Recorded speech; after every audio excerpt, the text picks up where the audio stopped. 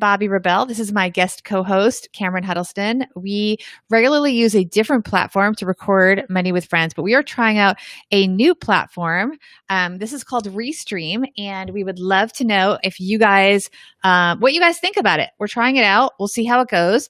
I'm going to actually, while we're talking, I'm actually going to see if we are live, and it looks like we are. It looks like we are on the Stacking Benjamins page. So I think it's working. Yeah. If you see us, send us a note. Say, hey, Yes. we can see you. Send us a note. So normally we put up a preview. I don't know if Restream has that, and I don't know how to use it yet.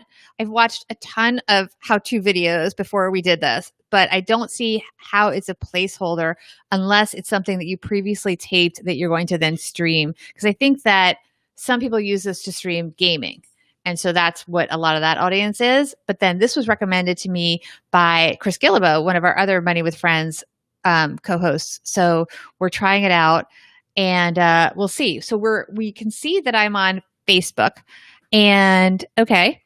So we're getting a bunch of stuff from Restream. So we want to see right now if we're getting any Facebook comments. That would help. And then we're also going to see, I believe we're also on our YouTube channel. So I'm going to see if I can figure out if it's successfully going to YouTube. And then after we do that, in just a few minutes, we really are going to tape 2 episodes actually of Money with Friends, which is our podcast that we talk about news articles and their relevance to each of us in our lives. And we have a series of guest co-hosts. Today we have Cameron with us. They're thought leaders in their industry. Cameron, you are the author of wait, Mom and Dad, we need to talk. Yes, you got it. You got it. I got it out. Yes, absolutely. Oh my goodness. Yay. We are getting messages both from YouTube and from Facebook. So thank you so much, Mr. Rockstar and Annette. We must be on YouTube then, even though you were faster to get to YouTube than I was to check if we're actually live streaming on YouTube. So far this experiment is going well, which is great for a Monday morning. So thanks guys for letting us know what's going on. Cameron. I was going to say, Bobby, I don't see in the system that we're using, I don't see any like chats coming through. Are you seeing it somewhere else? I see them to the right. Do you see? I see Alexis there. I see Annette. I see Rockstar from YouTube. And let's see. So I can show them here underneath, but I'm not sure. So this is something we don't know if our guest can see them. Live. So we don't know if the camera can. Do you see there's a button called chat on your interface? Maybe click on that on the upper right. Click on that. That's where I'm seeing them. It just tells me that chat is loading. Now, when you popped them up there on the screen, I can see them, but that's delayed. Okay. So it may be that Cameron does not see them as they're coming in, but I do. So we'll have to monitor that. You'll just have to read them if you want to read any comments. Right. Bobby. We'll just have to read them, or I can put them on the screen and you can read them from the screen. Yes. So everybody give us lots of comments so we can work on testing out the system. On that note, so we're going to be taping, we're going to be recording 2 shows that are going to go out on Tuesday and Wednesday for Money with Friends. This is Cameron. This is your 3rd time doing this. So welcome back.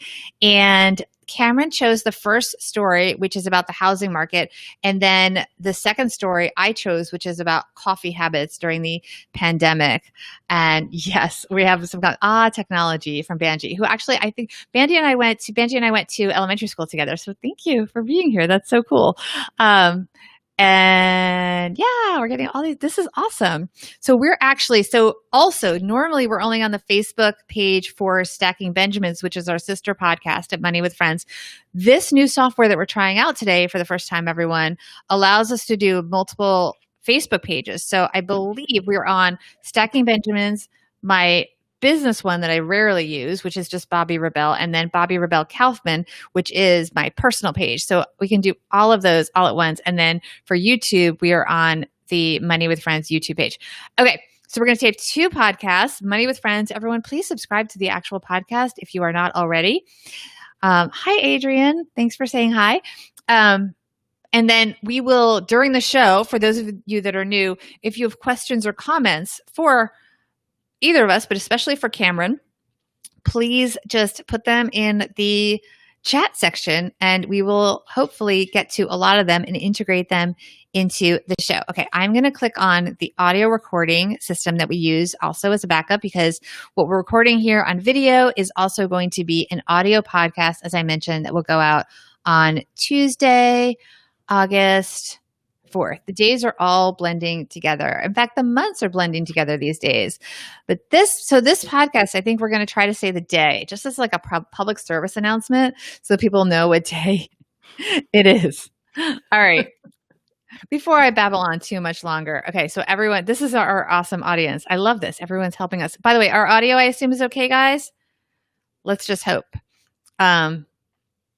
And these are captions. We can actually do captions. Let me just practice this. So this is a caption. How's that? It's working. I can see it. I can see it. Yeah. Get show notes. Oh my goodness. Us at Money Friends Pods. Get show notes at moneywithfriendspodcast.com. Actually, technically, it's not just show notes. We really give you links to things that are relevant for the episode, like the links to the articles that we discuss. So, okay. But I've got a relevant caption up there. Everybody leave your questions and comments for us. This is good. And Alexa says the audio is good. Woohoo. Hey. All right. It's going to be a good week if things are so good on Monday morning. Here we go. This is the show for Tuesday, August 4th. On this episode of Money with Friends, mortgage applications for, let's do this one more time. This is the Money with Friends for Tuesday, August 4th. On this episode of Money with Friends, mortgage applications for suburban homes are surging as buyers try to escape the coronavirus pandemic. We'll talk about it with guest co-host, author Cameron Huddleston. It is Tuesday, August 4th. This is Money with Friends. Welcome to the Money with Friends podcast. I am certified financial planner, Bobbi Rebell, host of the Financial Grown Up podcast, coming to you from my very grown-up kitchen in New York City. And I'm Cameron Huddleston. I'm a personal finance journalist and author of Mom and Dad, We Need to Talk. I'm coming to you from my home in Kentucky. That book is so relevant these days. We're going to talk about that later, but this is the Money News Show that includes commentary on recent headlines and stories with thought leaders from across the financial landscape, like Mom and Dad, We Need to Talk author Cameron Huddleston. We break those stories down into what matters to you, our friends, and we leave you with a takeaway to make it your own. And big thanks to NordPass for sponsoring this episode of Money with Friends. Let the NordPass password manager remember all your computer logins, autofill online forms, and generate strong passwords stress-free. Get 50% off NordPass at nordpass.com/MWF or use the code MWF. That stands for Money with Friends, not Monday with Friday, not Monday, Wednesday, Friday, Money with Friends. It's only about $250 a month, plus you get an additional month for free. Use the code MWF or go to nordpass.com/MWF. And later in the show, I may confess a little bit as to why these services are so important. Yes, I was hacked. Okay. Cameron, welcome back. This is your fifth episode of Money with Friends. Yeah, I guess so. For a second, I was like, wait, Bobbi, you can't count. This is my third, but I forget every time we record too. So yes, you're correct. Fifth one. Yes, you're a brave soul coming into this because we've had lots of technical challenges. What have you been up to? Speaking of challenges, coronavirus, you've got your kids, you've got your mom, lots of stuff going on there. And of course, your book, Mom and Dad, We Need to Talk, which is really relevant these days. A lot of parents, it's important to be in touch with them and know what's going on with them medically and financially. 100%. Couldn't agree more. And that's why I wrote the book, to help people have these conversations, because they're so important. I tell you, Bobbi, I have been juggling trying to work and continue to promote my book and be a mom to my 3 kids. And now we've been forced to make that decision. Do the kids go back to school or do they do the virtual academy? We chose virtual. It was a really tough decision. That's interesting. And you had the choice. And you're in a rural area. So in theory, not as affected in theory, although there's a lot of news now that rural areas maybe are not as safe as people had thought. So I am in, actually, I wouldn't call it 100% rural. It is kind of suburban, verging on rural. I am in the 3rd largest city in Kentucky. Actually, our coronavirus cases here are the 2nd highest in the state. Oh, no. Yeah, so the biggest, it's not so much just worrying about my kids catching it, but knowing that there could be disruptions throughout the year. School could shut down again, or even just class by class, they'll have to go into quarantine. So I figured the virtual academy would just be a more consistent option. And it's going to keep them safer because they're going to be less exposed to other kids or teachers with potentially the virus. And safety is a top concern for a lot of people that are considering whether they want to stay put where they are. I am in New York City, and it's definitely a conversation that we're having. And we have not moved yet. I don't think we are imminently moving, but it's certainly something we're talking about. Let's see which one of our friends is going to bring us into the headline. All right, Cameron, you go ahead and start reading. You picked this one. It came from MarketWatch. It did. This is from MarketWatch. Mortgage applications for suburban homes are surging as buyers try to escape the coronavirus pandemic. This is by Sanjeev Das. The spreading coronavirus pandemic is having a considerable impact on the U.S. housing market by shaping consumer sentiment and behavior. The public health crisis has made many consumers reassess their priorities regarding what they're looking for when buying a home. Home buyers increasingly are looking to less densely populated areas like the suburbs, according to loan consultants at Caliber Home Loans, the mortgage lending firm that Sanjeev Das, the author, lead. Here are 3 reasons why. Number 1, health concerns. Home buyers are asking whether their communities have access to testing sites, hospitals, grocery stores, and other amenities that make life easier.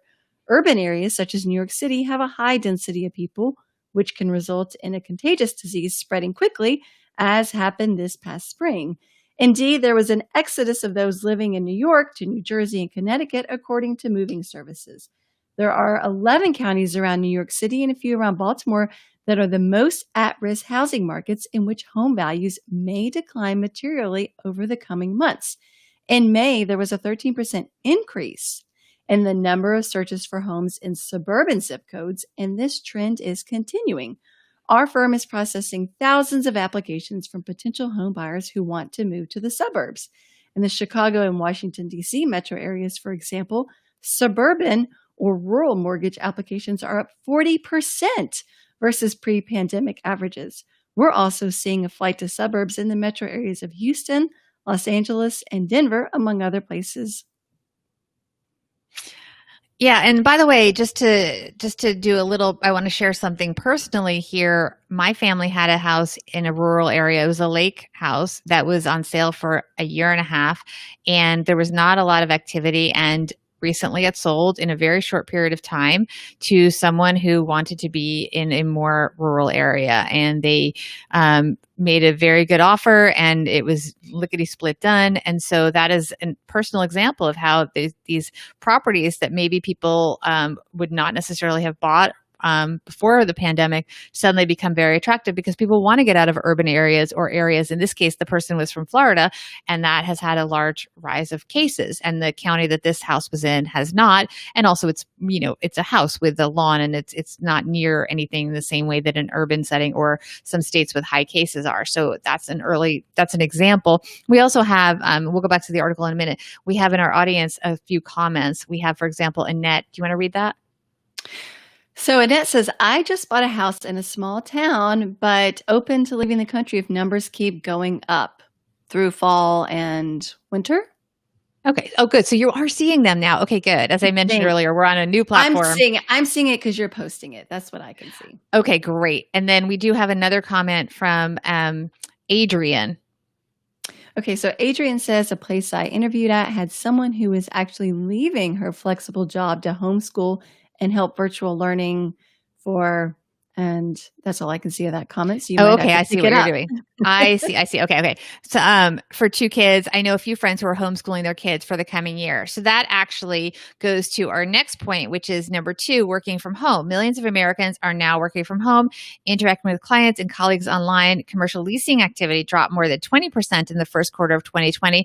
Our homes have become our offices, and this may be a lasting trend, even when the world finally returns to some normalcy. After all, those who work from home were 13% more efficient. That goes against the old stereotype, by the way, than their counterparts who didn't. According to a 2014 study, people may save between $2,000 and $6,500 by not spending on daycare, clothes, gasoline, and parking. Workers may even be happier working at home, a recent survey said. Accordingly, home buyers are realizing that the place they live should be optimized for for remote working. A recent survey of real estate agents revealed the most sought after home upgrade was having a functioning home office, even more so than a big outdoor space. And that goes to the fact that they may be wanting to coordinate school with their children. And the third reason is borrowers can acquire more square footage, have a yard for pets and kids alike, while maintaining a sense of social distancing for health reasons as well. And so one noted venture capitalist ends the story by saying, "Sell city, buy country." Now I love it. I love it. You don't consider yourself rural. I consider you rural, suburban to rural, fine. But like, I feel that there's been this sort of cultural shift and change in values, and it happened almost overnight in March. That's why I picked this article, because I think we represent both ends of the spectrum here, Bobby. You are in New York City. I am in Kentucky, and it'll take me 10 or 15 minutes to get into town, but I live on 5 acres. I have lots of space, and I will admit that I have loved that during this period of social distancing and sheltering at home, because we have a big space where we can shelter, and it's nice. We don't feel too cooped up. I mean, we still feel cooped up, but we don't feel nearly as cooped up as maybe someone who's in a small apartment in a big city. And I know, Bobby, that we both have friends who live in the city who have already moved outside of city limits. And so this article really jumped out to me, because I've already been living in a more rural country space. You're in the city. Certainly you know about all the benefits there. I know of all the financial benefits of living in a smaller city. You save a ton of money and you get more for your money, really. Right. And the truth is, a lot of the reasons to live in a big city, at least temporarily, aren't necessarily there, because first of all, if everyone can work remotely, then the same jobs are available to everyone. It used to be people would, and maybe we'll come back, that people would have to be in a big city to make the top money in many fields. And also there were a lot of cultural benefits, because I could walk when my child was young to so many wonderful free things, and all of the, world-renowned museums were within walking distance of us. We could do all the kids programs, and it was really great. A lot of that stuff is not available right now because of the coronavirus. So that obviously is very frustrating. A lot of people in New York say, well, we have small apartments because the city of New York is where we live. We go out a lot. We're not, we have little kitchens because we don't eat at home, or we don't prepare as elaborate meals as we would if we were in places where they have bigger kitchens. So I was actually kind of surprised by the answer to the question we put out to our Instagram audience. And I'm going to put you on the spot, Cameron, and ask you what you thought our Instagram audience answered. So we asked our Instagram audience, which by the way is at Money Friends Pod, have you or anyone you know decided to move or buy a new home because of the coronavirus? What do you think? Yes or no? What do you think? I think the majority would say no, just because moving is it's a really big deal. And because I don't think people would, I think there's certainly a percentage of people who have moved because of it, but I don't think a majority of people have moved. So you're correct. But what I would say, so it's 74% said no, but I think considering where you live is a big decision, and 26% saying yes, we either know people or we've decided to move or buy a new home. I think 26%, well, not the majority. So you definitely got the thumbs up. You got it right. I think 26% is a lot. And the way that we phrased the question, we didn't get people like myself that are saying, I love my home, but it may be something to rethink, because all the reasons, not all, but a lot of the reasons we chose to live in New York City for all of its hassles are not there anymore. I never thought I could do broadcast journalism not near a major city. I thought no matter what city I was in, I'd be going into the urban area to go to the station. And for business journalism, it's generally going to be New York. It might be San Francisco, but it's going to be a big city. So now one of my clients has actually set up a home studio for me. I never thought that I could do broadcasting from home, but not only am I doing it, but countless broadcasters have these home studios now. So technology has really changed the equation and has a lot of people thinking.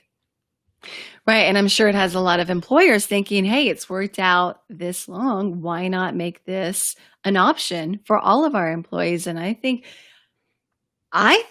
it's worth considering if you are in a big city and you now have the option to work from home, moving out to a place where perhaps the cost of living is lower and you can get more space, per dollar, for square footage. And I mean, I save a ton of money by living in a smaller city. My cost of living is so much lower, the amount I pay for a house. And so I think people should consider it. We do have more responses from Instagram. Do you want to share some of them? Sure. So someone said, Vermont is rural enough that it's safe, but less safe as people move here to escape the cities, which I think is interesting because you've got people who are in those places where people are moving and they're thinking, oh my gosh, what is happening to my little safe haven here out in the country? So we've got someone else who said friends bought a house to move out of an apartment building where people aren't taking the virus seriously. That's frustrating. I know it. I know. Yeah. And there's someone who says, I have friends who left NYC in March, but they've all moved back because they missed the city. Someone else said, we're trying to get away from the virus. And someone said, my parents sold the house I grew up in and used the profits to buy a much bigger brand new house, which I think is interesting because typically you hear people downsizing. I wonder how that's going to turn out. And of course, we do have someone that just left a comment that says, I have nowhere else to go. And that is something that's unfortunate, and that goes to the whole having the right financial situation, because if you do have a good financial foundation, you have a better shot. There's so many variables that go into it, but very often you're basically stuck in your living situation. For example, if you have a home, it happened a lot when the housing bubble burst, you have a home and you might not have equity in it or enough equity to easily move if that home is now in a less desirable area and you're not going to get a buyer. So there are some people that may not be able to leave just because of their financial situation. And that goes, as I said, to the whole idea of, having your finances in order so that you do have the opportunity to make those choices. But of course, not judging anybody because, you can get trapped in a housing situation very easily through absolutely no fault of your own. So, but it is something that I do see sometimes is the case that you want to leave, but maybe you're locked into a lease, whatever it may be. So I think as time goes by, those opportunities will open up and more people might reconsider where they are living. I want to take a quick break before we go to our takeaways and talk to everybody about NordPass and the importance of passwords and having a secure system where you've got everything is okay. I'm just going to say it, guys. I got hacked because I did not have a good password system. I basically had passwords that were all the same.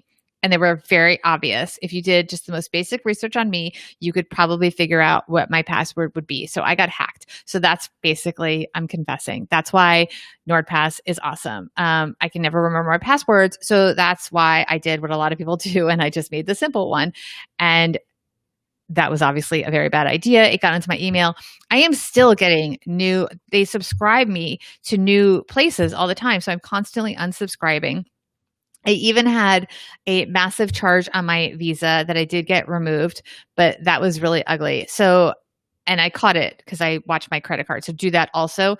But you can get better passwords and you can let the Nordword Password Manager remember those complex logins. It autofills the online forms. It generates strong passwords, things that other people are not going to be able to break into. And it is all stress-free. So it's really important that everybody get a password manager. We love NordPass here at Money with Friends. You can get half off if you use the code MWF. You also can go to nordpass.com/MWF. And you also help to support the show. Oh, and you also will get a month free. So it's a really good deal to try out NordPass. And you also won't get the same problems that I have had with passwords. So everyone, get your act together with passwords. I'm a don't, be a do. Did that make sense, Cameron? I feel very embarrassed because I'm supposed to be this expert and I got hacked. I mean, it just stinks because I keep getting these random emails into my account and I'm blocking them and unsubscribing. It's a mess. Yeah, but I think it's worth mentioning that you got hacked because it just goes to show none of us is perfect. We all make mistakes. And just because you are super smart about money, Bobby, doesn't mean that you can't get hacked. And unfortunately, even if you have great passwords, it happens too. So the more steps you can take to be safe, the better, obviously. Very well said. All right. Time for takeaways. Go for it, Miss Cameron. Okay, so I am not surprised that the pandemic has prompted many people to consider leaving their city digs behind for more space in the suburbs. I've long been singing the praises of living in a smaller city because the cost of living is so much lower. I get more house for less than my city friends pay for much smaller spaces. I just hope the exodus from cities doesn't push home prices up too much for those of us in the suburbs. Very well said. You make such good points. I'm sitting here sort of hanging my head in shame. And by the way, some of the folks in our studio audience are also saying the same things. They're talking about whether prices. They're having a little conversation among themselves as well. They're also talking about whether the prices in the suburban areas are going up compared to city prices. And the truth is, you can be the contrarian, and you could say this is a good time to buy in the city as well. So you got both sides of it. We're kind of in the city. But anyway, so I love what you said. I think you're making great points. I'm kind of humbled by this whole thing. I find this trend fascinating, and I am seeing it among my city friends, many of whom have rented homes for the year outside of New York City, and they're not sure if they're coming back. So, Cameron, I am sorry to say, I do think prices for homes will go up, but that could be, unfortunately, I don't like the reason they could be kept in check. They could be kept in check by the fact that a lot of people also have economic uncertainty and a lot of people are losing their jobs and so on. So that stinks. So people might not be able to afford to move, which is an unfortunate thing. The key thing here, though, is technology with a capital T. People like myself live in cities because we want to eliminate things like the commute. We don't want to be driving. And a lot of industries, you really have to be in New York City. But given what's going on now, I have a job that I never thought could be done remotely. And yet, like I said, I have this client that installed a home studio in my dining room. It's awesome. So even broadcast journalists can work from home. I think this trend is not going to stop with a pandemic because while hopefully the pandemic will end soon, technology will continue to improve. So wise words, Cameron. And thank you for choosing this story. And someone did ask, I saw a comment asking about whether prices were going up in rural suburban areas. I would say the housing market where I am is doing quite well. I do see prices continue to rise here. Sometimes I am surprised by how much homes cost here. It makes me think, well, heck, if I sold mine, maybe I could make a nice profit off of it. You could, but then where are you going? Anyway, all right, we got to wrap this up. Tomorrow, we're going to be talking about coffee habits during the pandemic and how that is changing. Cameron, in the meantime, where can people be in touch with you and learn more about everything you do? So you can find more about me at CameronHuddleston.com and follow me on Instagram. It's Cameron K. Huddleston. I've been trying to up my Instagram game lately and post more often.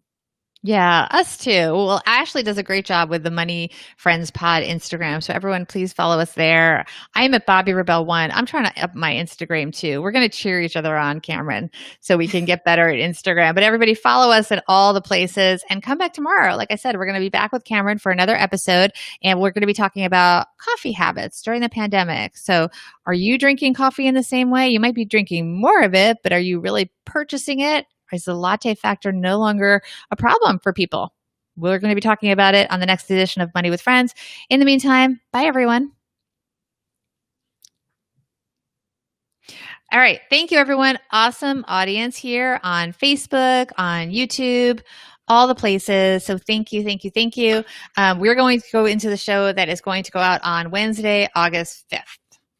As soon as Cameron gives me the word. Yeah, hang on. I printed everything out today just because I found in the past, like when I was switching back and forth on my computer to like Evernote and stuff like that, that's when I end up having like problems and stuff. Yeah.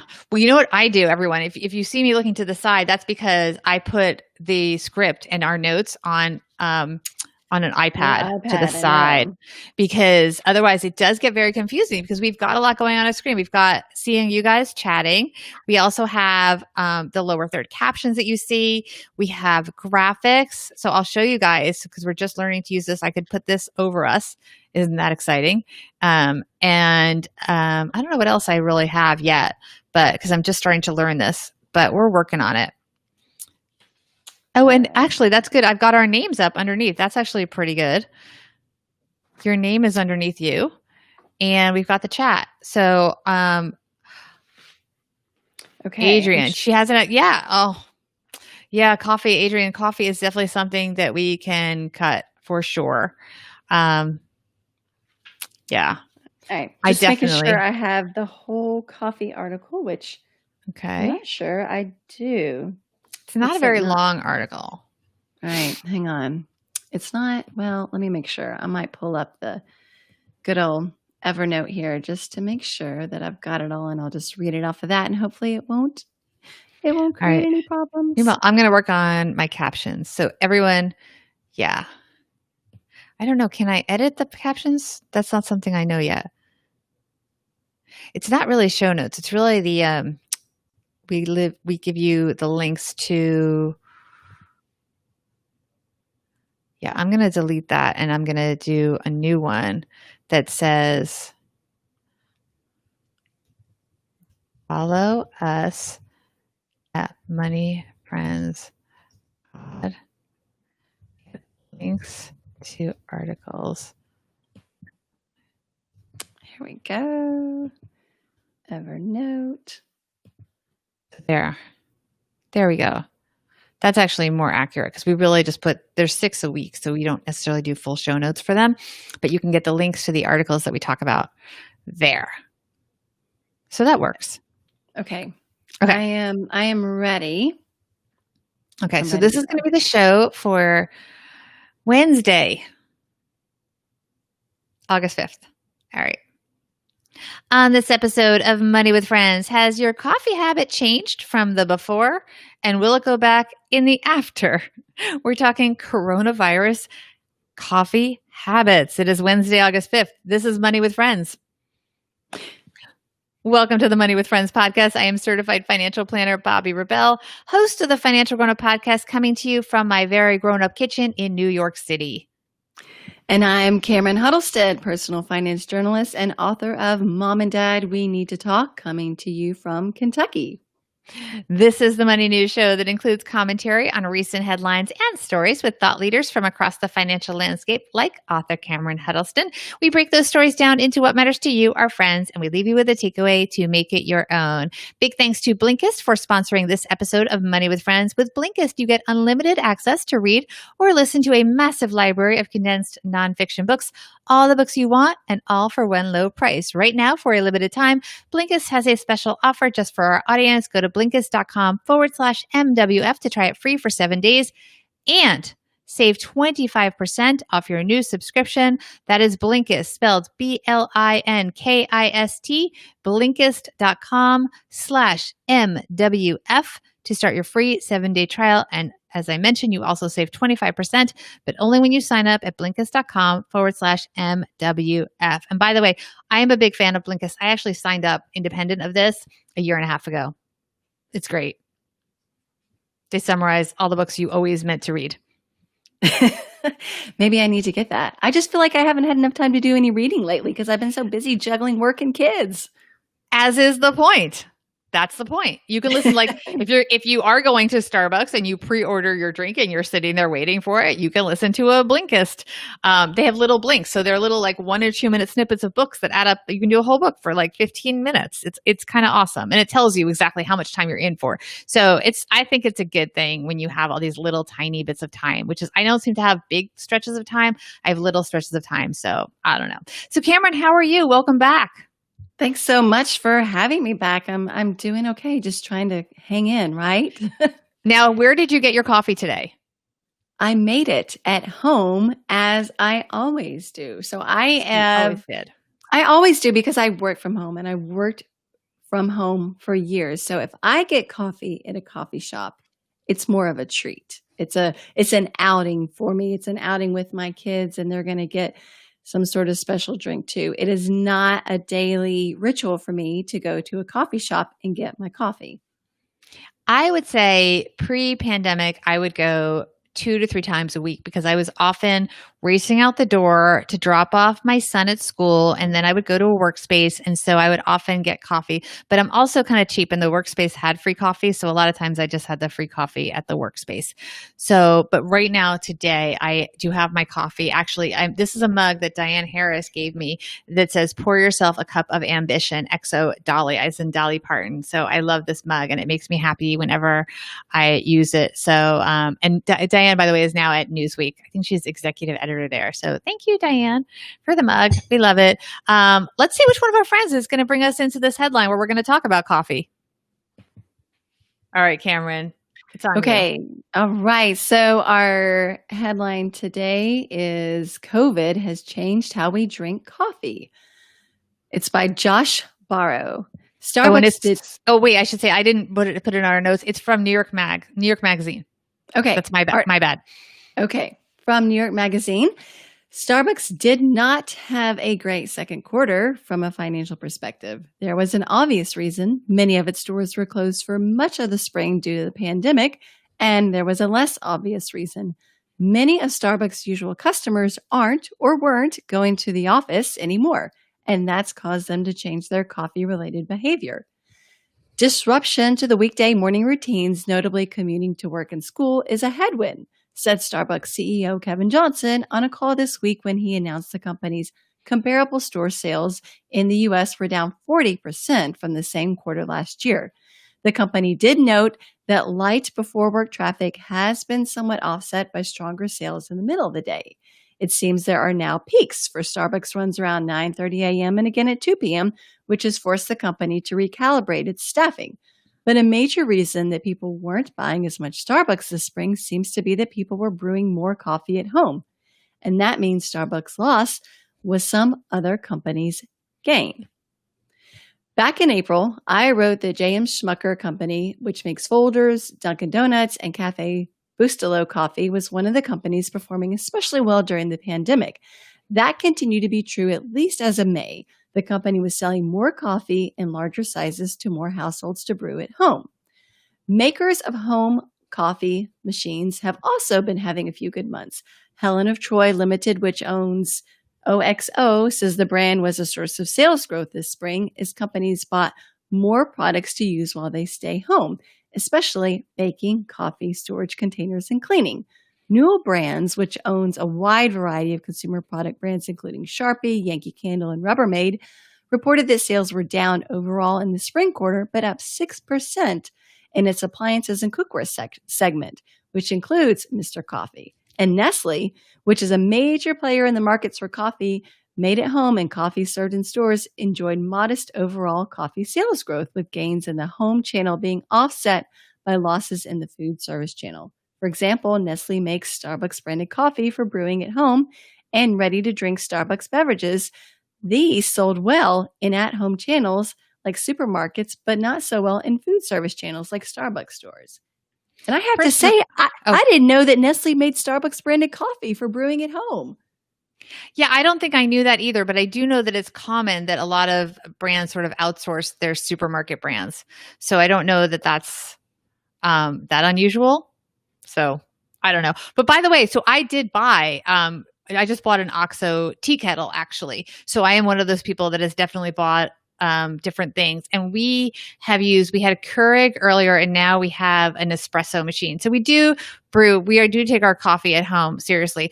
And here we are doing the vast majority of our coffee at home. However, we are going through tremendous amounts of coffee because I feel that we're a little bit restless at home and we tend to, instead of having one cup maybe that I might have purchased on the way to my workspace, something like that, because we're home all day, we're constantly refilling and we're probably drinking more. It probably doesn't add up to as much, but Anyway, so this is the author now speaking. I'm reading the article again.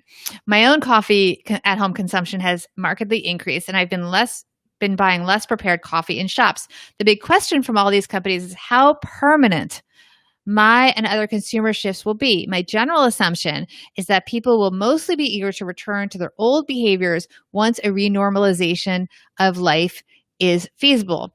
But, and I put this in bold, so this is me stressing it, but it's possible some people who started brewing coffee at home will realize that it's cheaper than buying Starbucks. Oh my goodness, can you imagine that? Or easier or tastier than they expected, and that they will keep doing so even after the pandemic ends. Smucker CEO Mark Smucker said on a call with investors in June that over 1 million customers bought the company's coffee products for the first time in the quarter that ended April 30th. So that's even not now. That's even going back. Imagine now as we're all settling in. And that the company was developing strategies to keep them as long-term customers. But the coffee market is already in the process of renormalizing. Starbucks says its U.S. stores that stayed open throughout the pandemic, which typically means locations with drive-thrus, are back to modest positive sales growth. Of course, that still means the company's U.S. sales are down significantly overall. It says downtown locations, which would be me because it's an urban location, have been the slowest to recover, and a small percentage remain closed, but it's a material improvement from the spring. Dunkin' Donuts, which reported a drop in the same-store sales this spring, about half as severe as Starbucks, says its traffic has already mostly recovered. In the first 25 days of July, same-store sales were down only mid-single digits. So there are signs that some of the new coffee machines many Americans bought this spring will sit increasingly unused as consumers return to their prior practice of having somebody else make the coffee. Cameron, what do you think? So you work from home, so you have to put yourself in other people's shoes. It's part of their morning routine. And if they start going back to the office, do the habits come back? But I would hope that maybe people will look at their checking account and see how much they're saving by not buying that cup of coffee, because those cups of coffee are expensive. My grocery store here has a Starbucks in it. And when I was grocery shopping this weekend, I did get a cup of coffee there. And it wasn't just your basic cup. It was a fancier coffee, Fancy. a latte type of coffee. And it was $5. It was like, what? If I spent $5 every single day, and I did the math, okay? If I spent $5 every day buying a cup of coffee, I'd be spending more than $1,800 a year on coffee. And I know David Bach makes this point. He created and coined the latte factor. And I know some people say, oh, whatever, you're not going to get rich by avoiding your latte and have your latte and, enjoy life. It's not a big deal. Well, $1,800. Now, some of that money is going to go into the coffee you're purchasing to prepare at home. So you're not going to be able to stash $1,800, but maybe it's $1,000. Maybe it's $1,500. And I can tell you, I've been a writer for Go Banking Rates, and year after year, Go Banking Rates does a survey to find out how much people have in a savings account. I'm not talking a retirement account. I'm just talking savings account.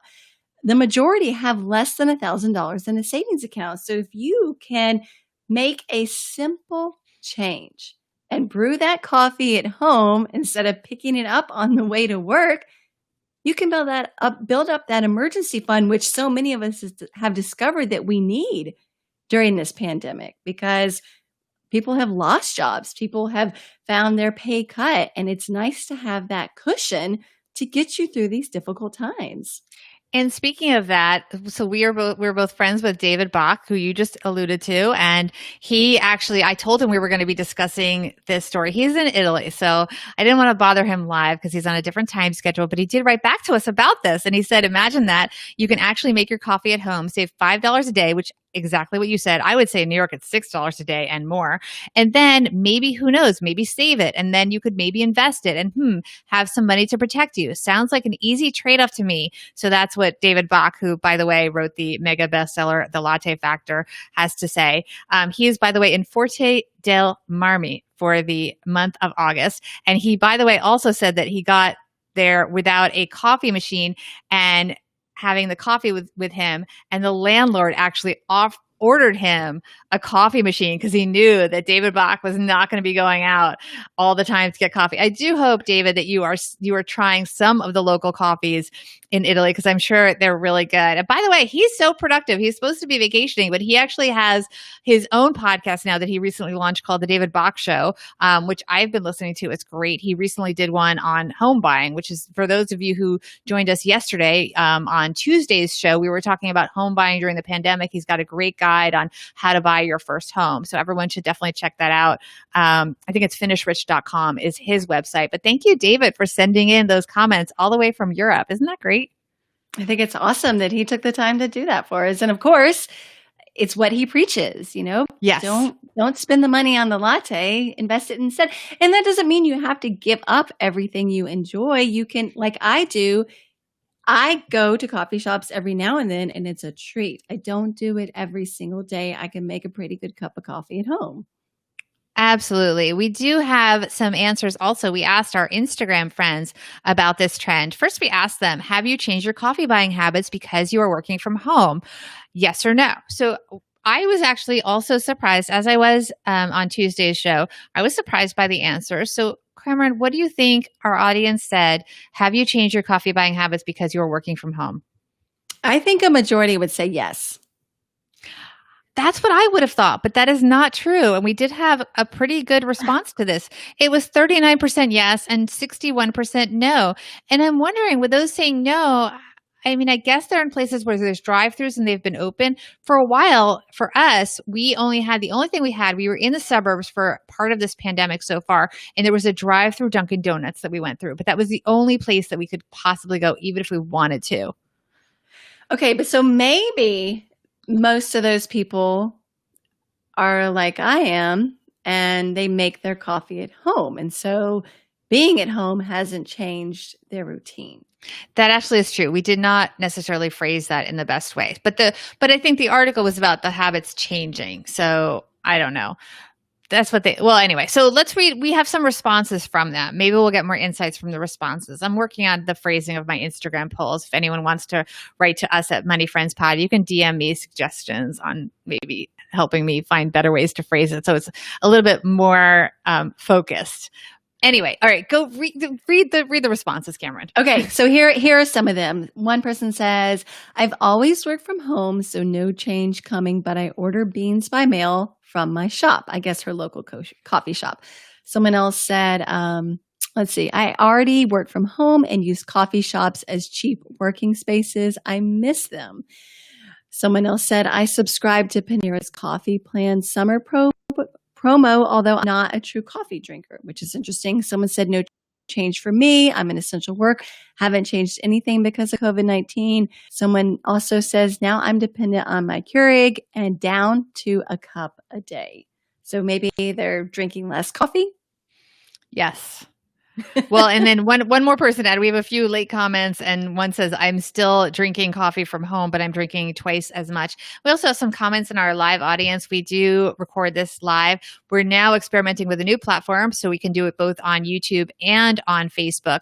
And we have Ilky on YouTube saying it's hard to drive Starbucks if you work from home, of course. And he says that Starbucks is very expensive. Tim here on our Facebook audience, I think this is my favorite one. You can avoid the whole coffee if you just sleep in, right? Problem solved. I love it. But not all of us can sleep in. That would be nice, right? Exactly. And by the way, in the background here, it seems like we've got a whole discussion going on about using coffee in cakes and cupcakes and things like that. Yeah. I love our live audience here. Anyway, we're going to get to our takeaways in just a moment. But first, I do want to talk to everyone about something that's very important to me. You know, you talk about getting everything done, Cameron, and that's so appropriate. You would think we've had all the time in the world during this pandemic, but somehow you and I find ourselves busier than ever. And I find something that I subscribed to a year and a half ago on my own becoming more and more a part of my daily routine. So as you know, and a lot of our regular listeners know, my son was actually supposed to be at sleepaway camp, but he is not. So I'm spending a lot of my summer taking him and his cousin to various activities, which puts me in the car a lot. And That can be challenging, but here's the upside. It creates the perfect time for me to listen to one of my favorite apps that, as I mentioned, I started using a year and a half ago, but it's even more relevant now. It's called Blinkist. I listen to it on my phone. I do it by audio. You can also do it on a tablet, on your computer, and you can read. It doesn't have to be audio. But what Blinkist does is it takes the best and the key takeaways, the need to know information from thousands of nonfiction books, the ones that will make you smarter, my friends, and it condenses them into just about 15 minutes. I think the longest one I've listened to might have been 19 minutes. That was Michelle Obama Becoming. I think that was a little bit longer. I really like that one. I like to listen to them. Like I said, you can also read them. I recently enjoyed Everyday Millionaires by Chris Hogan, who actually was a guest on my Financial Grown Up podcast, and I got to meet at a conference a couple years ago. Next on my list for my Blinkist is Why We Sleep by Matthew Walker, which is about, none of you I'm sure can relate to this, haha. It's about sleep deprivation and what it does to our minds and our bodies. And it's going to offer some tips for getting quality sleep and more of it. Sadly, something that we're all getting too familiar with, the problem, I should say, not the cure. And this is something where what's great about Blinkist is you can listen to it as a blinks, all the blinks, which are about 1 or 2 minutes each. But then you can also go through and buy the entire book if that's what you want to do. And this way you get sort of a preview. This is the kind of book I may end up buying the whole book, which is a great resource for people to get that preview and then move on to the whole book. So with Blinkist, you get unlimited access to read or listen to a massive library of condensed nonfiction books for one low price, which is awesome. And like I said, I personally subscribed to this separate from them sponsoring the show a year and a half ago. Right now, for a limited time, they have a special offer just for our audience here on Money with Friends. You go to Blinkist.com/MWF, and you can try it free for 7 days. And then if it's right for you, you can save 25% off your new subscription. That's Blinkist, spelled BLINKIST, Blinkist.com/MWF to start your free 7-day trial. You'll also save 25%, but only when you sign up at Blinkist.com/MWF. What are our takeaways? Okay. You want to go first, Bobby? I will go first. One thing I was surprised that we didn't hear more about was the social aspect of having coffee outside the home. This is sort of the third location concept. While yes, many people do buy coffee drinks as part of their go-to work outside the home routine, a lot of them buy them as a full meal alternative or a way to pay using a coffee shop as a place to work. So I'm interested to see also how that evolves. And I'm wondering, I hope people DM us on our Instagram at Money Friends Pod and let us know what they think.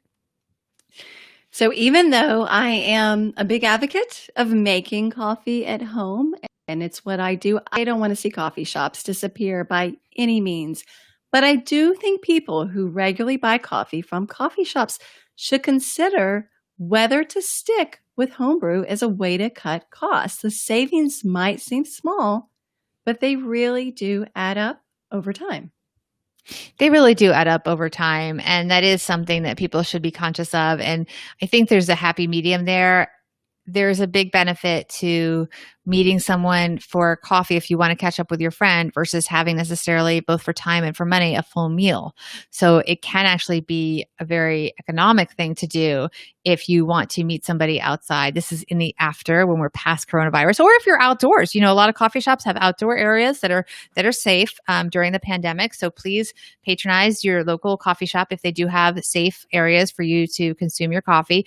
And so we shouldn't forget that as a resource in their community. So that's why I do like the fact that you really said, I don't want coffee shops to disappear, because they can be wonderful. They employ people and they're a great place to work. If you need a place to just between meetings, you should absolutely buy a coffee as sort of the price of using that as your office for a couple of hours. I think that's a fair trade. So I don't know, lot to think about. A lot to think about, and people love their coffee. So I doubt many people have given it up during the coronavirus. Certainly that hasn't been the case. No, people have not. People have not, not as many people as I thought have changed their buying habits. But like everything else, there's a lot of unexpected tangential changes that we're seeing in our consumer behavior during this pandemic. And it'll be interesting to see what comes back the way it used to be as if it never happened, and what is permanently changed in the various consumer trends that we're seeing in the way that people save. I mean, we've stopped paying for a lot of things in our lives that we kind of paid for just automatically. And now we don't. And I'm seeing us saving money on those things. So I'm interested to see what everybody says, the reactions to this episode. And I'm interested also in making sure people know how to be in touch with you and learn more about what you're doing, Cameron. So you can go to my website, which is CameronHuddleston.com. You can find out more information about me. There's a link there to buy my book, which is Mom and Dad, We Need to Talk. You can follow me on Instagram, Cameron K. Huddleston. Go follow me, please. And wait, but also people can go learn more about her. Also, go to our Money Friends, moneywithfriendspodcast.com website. You can learn more about Cameron and all of our thought leaders there. And please also follow us at Money Friends Pod, both on Instagram and on Twitter. And leave us a review. We love hearing from you guys. We'd love to hear what you have to say about the show. You are such an important part of our community, and we thank you for all of your support. And thank you also to our wonderful audience here. This was one of the first shows we've done where we included both both Facebook, and we also were able to include YouTube. So please also join subscribe to our YouTube. Just look for Money with Friends YouTube, and please become part of that community as well. So thanks, everyone. Have a great day.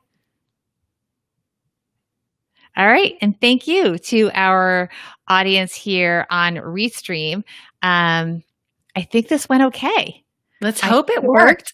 I don't know, audience. Were you able to see us the whole time? The last time we did it on the other streaming service that we may be moving away from, we had a lot of problems. We were not able to see the comments were happening on Facebook, but they were not showing up in our feed, and we were not able to see them. And that may have been, a final straw. So thank you, Tim. So it looks like, according to Tim on Facebook, we were able to get through the show successfully, which is amazing.